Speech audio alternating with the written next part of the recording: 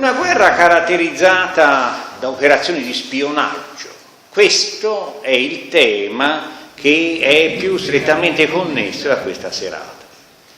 Tutti cercavano di comunicare in modo riservato. Gli ordini, le lettere, le corrispondenze erano generalmente cifrate, cioè si utilizzava uno strumento molto semplice per non scrivere a parole, ma scrivere in numeri. Qual era il sistema usato? Un sistema molto semplice che era stato escogitato da un celebre architetto del 400, Leon Battista Alberti. Come era questo sistema? Un disco di cartone o di carta più spessa, in cui erano scritte tutte le lettere dell'alfabeto, 24 lettere. Si preparava poi un disco più piccolo, in modo che potesse essere sovrammesso. Questo disco era caratterizzato invece da numeri. Se noi indichiamo quindi numero e lettera, noi abbiamo la corrispondenza di numeri e lettere.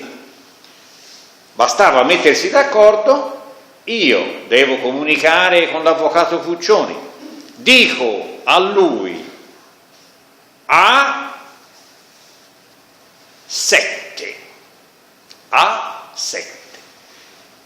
noi due abbiamo lo stesso strumento.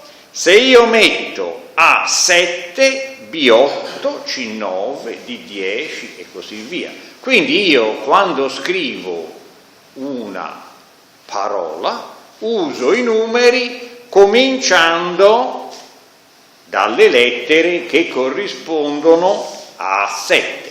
Lui ha la stessa matrice e noi possiamo comunicare con lettere caratterizzate da numeri. Ma come era una lettera del passato? Questo è un altro capitolo curioso. E io ho portato qui una lettera che non è in realtà degli anni della guerra di Siena, 1553-55. È una lettera di poco dopo, 22 giugno 1569. Quindi siamo non troppo distanti. Ecco una lettera di allora. Questa lettera è una lettera non cifrata, è una lettera molto semplice, è una lettera di un fattore al suo padrone. Quest'uomo si chiama Girolamo Ricciardi e questo fattore, il 22 giugno 1569, cosa gli scrive? Tra l'altro, appresso verrà Cecco, nostro garzone, a trovar la signoria vostra, e li porterà fiaschi d'ua di Trebbiano del miglior abbia potuto trovare, quale la signoria vostra accetterà per mio amore, e se lo goderà in questo San Giovanni. Niente di più adatto per la società di San Giovanni. Qui si parla proprio di San Giovanni Battista. Se lo goderà in questo San Giovanni, ma naturalmente i fattori, nonostante il trascorrere dei secoli, sono sempre uguali. E se è poco e non di quella qualità che meriterebbe la signoria vostra, tutto è derivato dall'annata e male comodità di mandarne di più, sicché accetti la buona volontà. I fattori dicono sempre che l'annata non è stata perfetta. Dunque noi immaginiamo una lettera cifrata, solo composta di numeri, scritta in questo modo, in carta. Io ringrazio mia moglie Sandra Marsini che mi ha, da buona archivista, spiegato tutti i dettagli della redazione di queste lettere, perché nel passato, siamo nel Cinquecento, non esistevano buste, quindi si avevano soltanto fogli di carta. Già il foglio è molto interessante. Questo, vedete, che foglio è? Un foglio del 2017, A4. Questo è del 1569.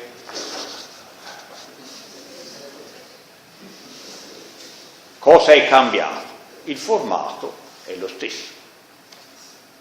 Vedete? A4.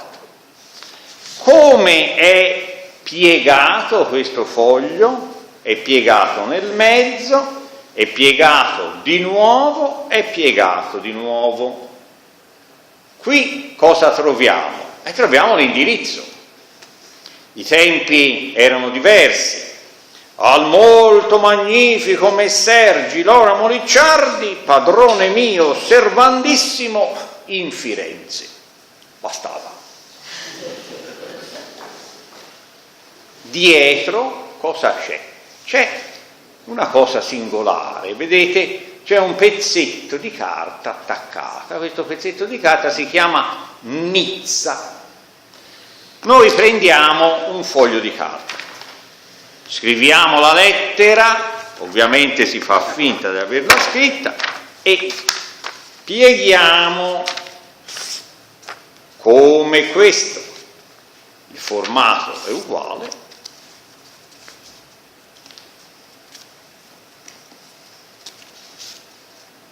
La lettera del 1569, la lettera odierna, ovviamente sono uguali.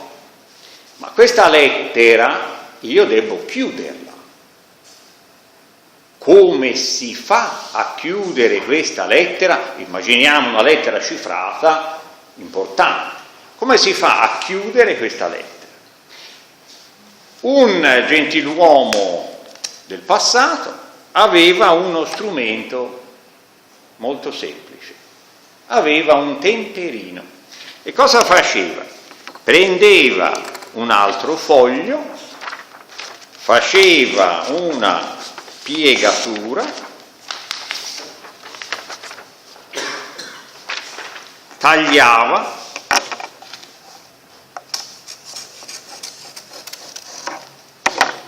e otteneva una striscia di carta. A questo punto cosa si faceva? Si prendeva la lettera, si tagliava la lettera.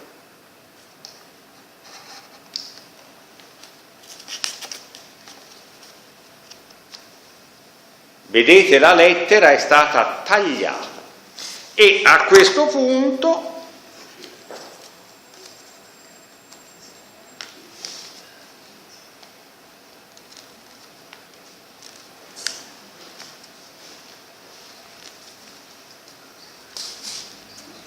si infilava questa striscia di carta nella lettera, si piegava e un gentiluomo aveva ceralacca e sigillo, metteva la ceralacca,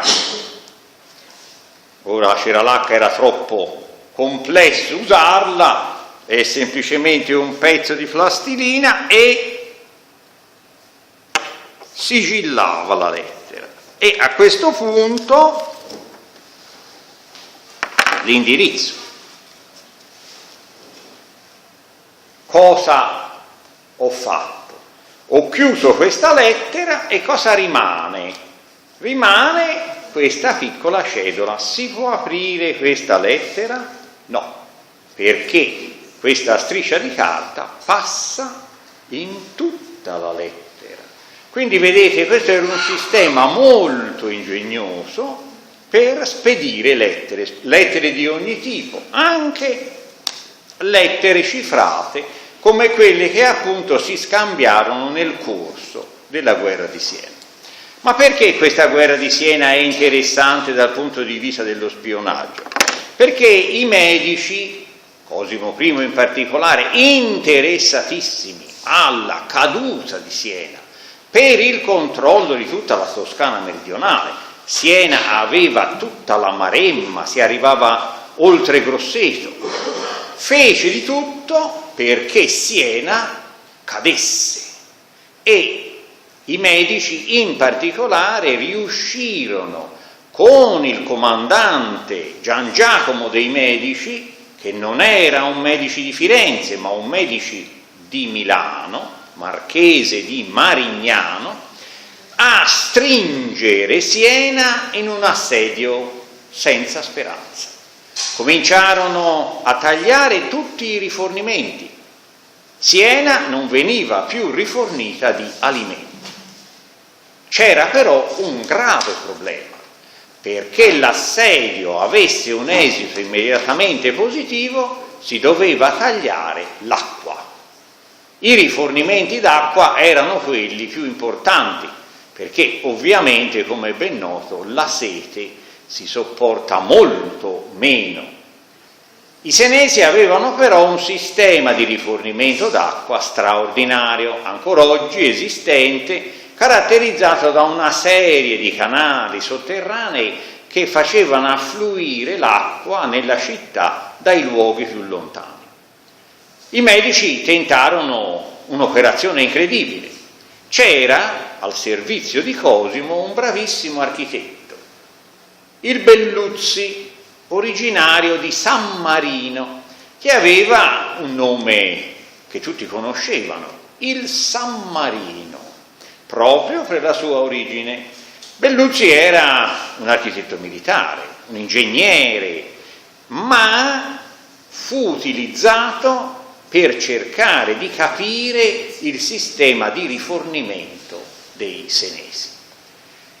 C'erano delle piccole porte, delle postierle nelle mura che facevano entrare e uscire in talune occasioni, e il Belluzzi, travestito da contadino, da miserabile, si pose lì vicino a una di queste postiere e riuscì a entrare a Siena. Il suo compito era quello di vedere, di scrutare, di chiedere, di capire. Lui non doveva dare segno di essere un tecnico, ma di essere solo un povero contadino assetato, curioso. Lui cercava l'acqua, cercava sempre l'acqua. Riuscì a capire un poco il sistema di rifornimento e riuscì rocambolescamente a uscire e arrivare di nuovo all'accampamento mediceo, e lì riferì ciò che aveva trovato. Fece appena in tempo a riferire. I senesi, che avevano archibugi, modeste artiglierie, ma sparavano con efficacia, lo uccisero con un'archibugiata. E quindi il San Marino, dopo aver rivelato quel poco che seppe, scomparve. Rivelò poco. Il sistema di rifornimento era un sistema eccezionale, straordinario. I senesi morirono di fame, mangiarono tutto quello che era possibile, cani, gatti, topi. Dopo furono costretti alla resa. Come ricordava prima chi mi ha presentato, l'atteggiamento di Gian Giacomo dei Medici fu però particolare. Prima della resa della città si consentì a vecchie donne di uscire dalla città per trovare rifugio e alimentarsi. E anche per risparmiare il cibo in città. Anche per risparmiare il cibo in città. Ma a margine di tutto questo ci fu un curioso comportamento. Caterina dei Medici, nemica di Cosimo I, nel caso della guerra di Siena inviò truppe francesi al comando di un celebre capitano, Blaise de Montluc. Blaise de Montluc era una figura nota nel mondo delle armi ed era venerato da Gian Giacomo dei Medici, il comandante delle truppe medicie, che di fronte a Blaise de Montluc si inchinava, come si può avere un atto di reverenza nei confronti di una figura di gran lunga superiore. I senesi morivano di fame, ma per Gian Giacomo dei Medici era inammissibile che Blaise de Montluc non potesse mangiare. Quindi lo stesso comandante mediceo faceva periodicamente arrivare a Siena un carro di viveri per Blaise de Montluc, perché lui doveva mangiare. Si arrivò all'incredibile: Blaise de Montluc si ammalò. Fu informato Gian Giacomo dei Medici della malattia di Blaise de Montluc, mandò a Siena il suo medico personale a visitare Blaise de Montluc.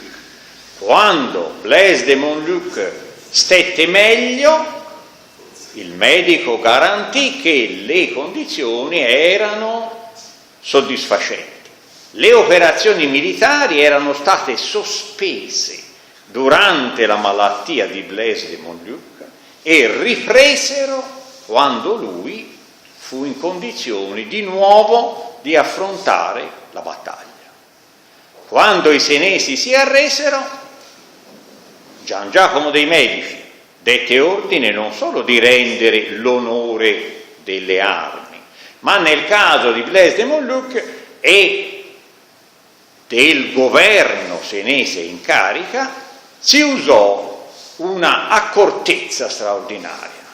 Fu individuato un luogo separato da Siena dove i senesi e le truppe francesi potevano ritirarsi ricreando un embrione dell'antica Repubblica.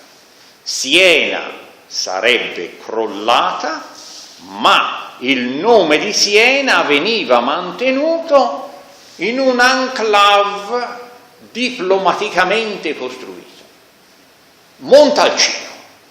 Quindi nel 1555 la Repubblica di Siena in Siena cade, ma il governo senese esce da Siena con la protezione delle truppe medicie, con Blaise de Montluc e le truppe francesi, con il comandante Gian Giacomo dei Medici che lo scorta per un periodo, e si recano a Montalcino, dove la Repubblica di Siena, ristretta, resiste con un accordo internazionale fino al 1559. A quel punto anche Montalcino deve essere lasciato. Quindi il caso della guerra di Siena è eccezionale per questo esempio di spionaggio legato al Belluzzi, per questo episodio che è stato definito di fair play e anche per il trionfo di una diplomazia e di un diritto che è eccezionale per l'epoca di cui stiamo parlando. 1555, resa di Siena, vedete un equilibrio fra gli stati straordinario.